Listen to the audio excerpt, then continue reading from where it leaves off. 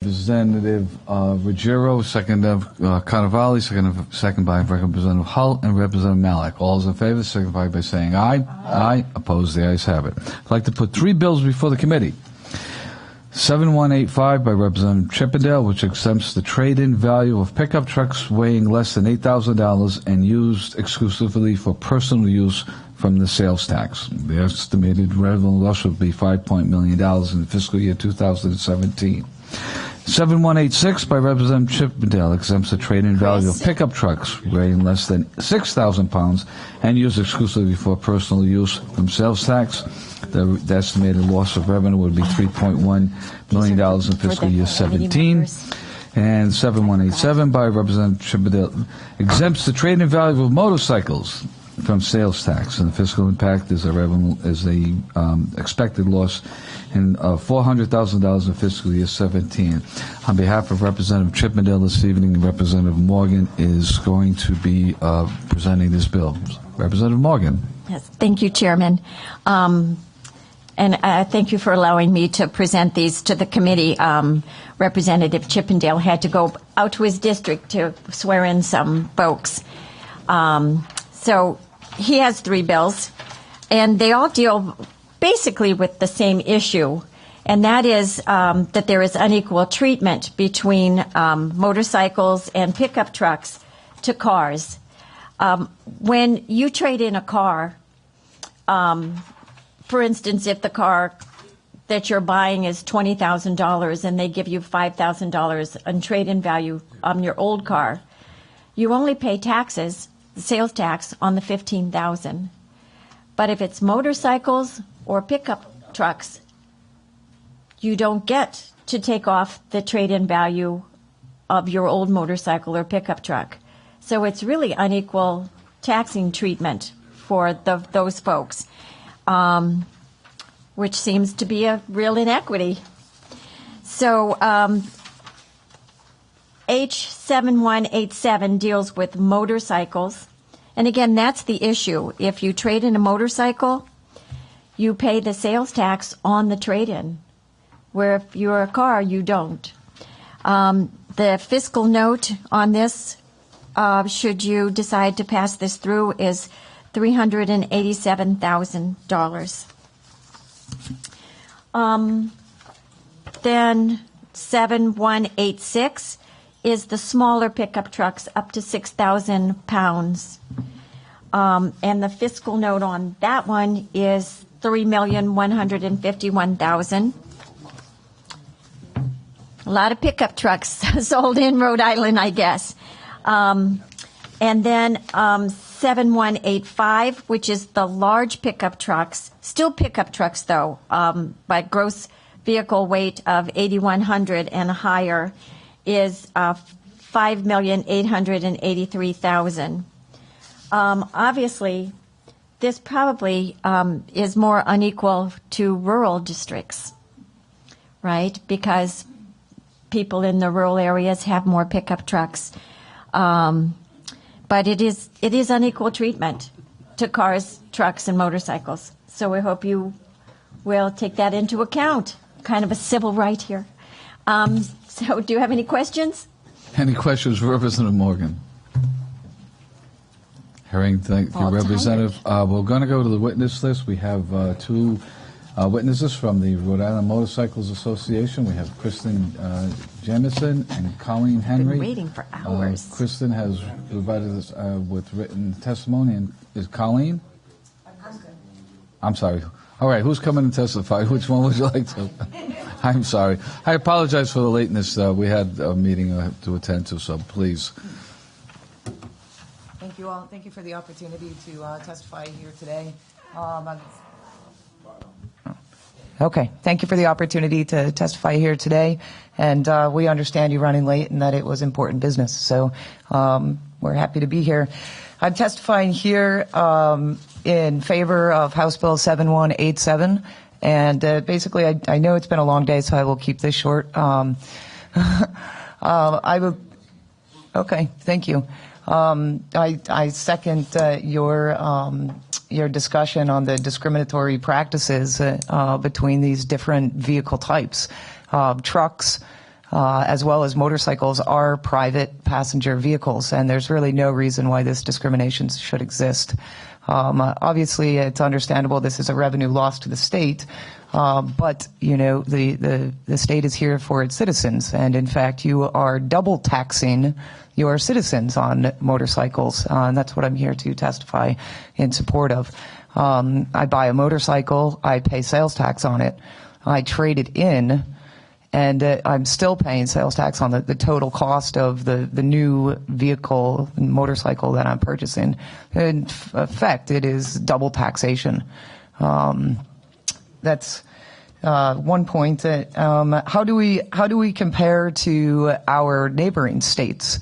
Massachusetts, Connecticut, New York all allow this trade-in exemption for every motor vehicle, as well as boats and airplanes and other things that don't go on the road.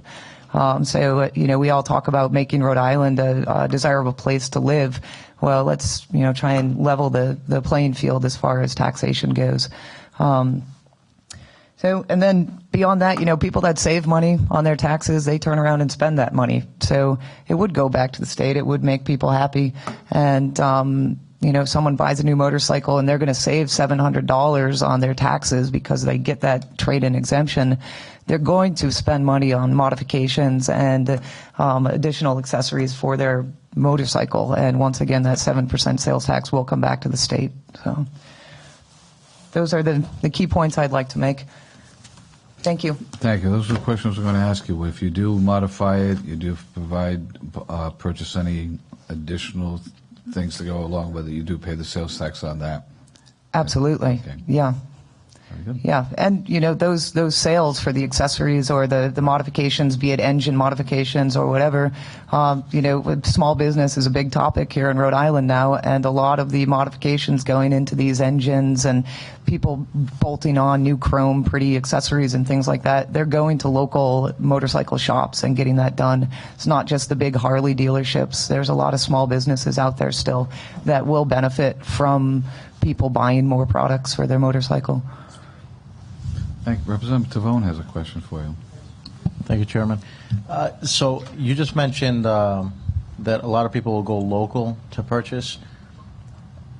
Do you, what's the percentage of the things that you could actually get here in Rhode Island versus having to go online or having to purchase from another state? You could really get a lot of the products here in Rhode Island, especially for Harley-Davidsons. But even beyond that, we've got Ray Z's down in North Kingston. They've got all of the Japanese parts all readily available right here in the state. A lot of the small businesses, there's a few smaller motorcycle shops that stock all of their own parts, and so they're offering those to their customers. So I would say, the majority of items you can get here in the state, and of course any sort of engine modifications and things like that, that's, mechanics rate, and people would go to local mechanics for that. Great, thank you. Thank you, Chairman. Thank you very much. Any other questions? Representative Morgan? I could add to that. I know several people who own motorcycles, Representative Tobin, and they really just love to go and look at all of the gadgets and the bags on the back and polishing up the chrome and stuff. So they really actually do spend a lot of money on those accessories, and they do spend it here in Rhode Island. It's not an online thing. They like to go and look at the stuff, the jackets, the warm gloves, everything. That's a great point. Thank you. Yeah. Thank you very much. And that we appreciate you coming and apologize again for the lateness. So Thank you very much. And Representative Amara, you have. Well, I'll let you finish. Do you have something else to say? No, that's Okay, thank you. I just want to be recorded as present and on the vote. Certainly. Bills. Thank you. Well, thank you for your testimony, and that will conclude the hearing on bills number 7185, 7186, and 7187. 7179 by Representative Chippendale requires RIPTA to provide service to all cities and towns except New Shoreham. The fiscal impact is no direct impact on general revenues, and it's undeterminable negative impact on RIPTA. Representative Morgan, do you taking that one also? I'll take it. So Representative Chippendale is from the west part of the state, and there is no bus service out there. And yet the folks out there do, through their gas taxes, support RIPTA, and he feels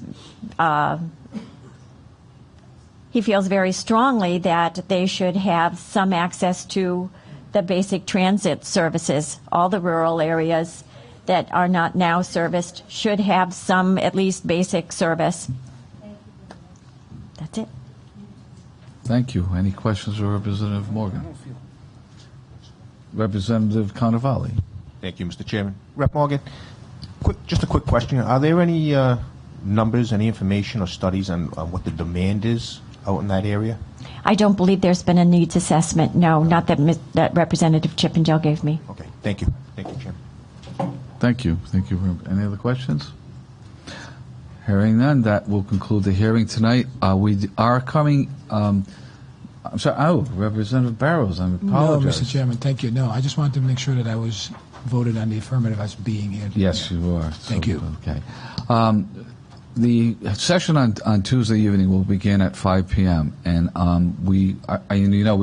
this committee gets a lot of bills, and so I may have to put some bills on at 4 o'clock, and then we will go to the session when when the main session starts. But I want to, this is going to be a very lengthy session. Obviously, when the budget comes out and everything, I wanted I'm trying to get those people that have put requests in for bills to get their bills heard. So be prepared. Our clerk will notify you if there are any specific bills that are coming in for Tuesday at 4 o'clock. Okay, Representative Hull. We're coming in at 4 o'clock for a hearing. Okay. Right now, I haven't determined what bills we're going to come on. Okay, but the main session does not start till 5. From my understanding, we'll go to the main session. We'll break for dinner, and then the governor will give her state of the state. Okay. Thank you very much. That'll conclude the hearing.